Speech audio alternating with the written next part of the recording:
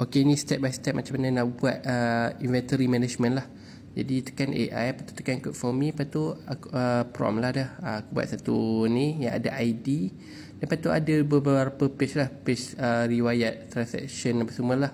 Okey, kemudian kita bagikan dia run coding tu tersebut. Lepas tu dah siap. Okey, jadi kat ni kan tadi aku dah masukkan ID kan, admin, lepas tu password admin 123, cuma saja aku salah kan, nak tengok betul ke tak. Okey, jadi password salah. Lepas tu aku masukkan password yang betul pula 123. Okey, dapat masuk. Okey. Jadi kat bahagian ni tempat nak masuk, yang bahagian ni stok tersedia, yang bahagian ni riwayat transaksi lah, history transaction. Dia bahasa Indo sikit ni. Jadi kena betulkan lah bahasa-bahasa dia.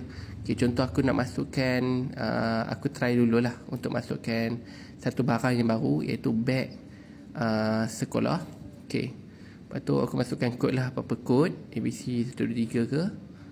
Okay, lepas tu stok masuk. Lepas tu aku masukkan lebih kurang 25 lah stok. Okay, keterangan kalau ada letak, tak ada sebenarnya tak perlu letak lah kalau tak ada kan. Okay, berhasil. Jadi kita tengok pula kat stok tersedia.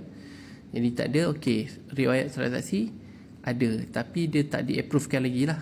Okay, jadi aku keluarkan, kita masuk management, sebab management yang nak approve benda stok ada ke tak, sebab dia nak macam apa, cross check lah betul ke tak. Okay, jadi dia ada lebihan sikit lah dekat bahagian persetujuan. Yang ni sama, stok masuk menunggu, lepas tu persetujuan. Okey, dekat belah kanan ni ada action untuk buat setuju atau tidak. Jadi bila kita tekan setuju, okey, dia berhasil, dia hilang kat ini, dia akan pergi kepada riwayat transaksi disetujui. Okey, jadi selamat mencuba.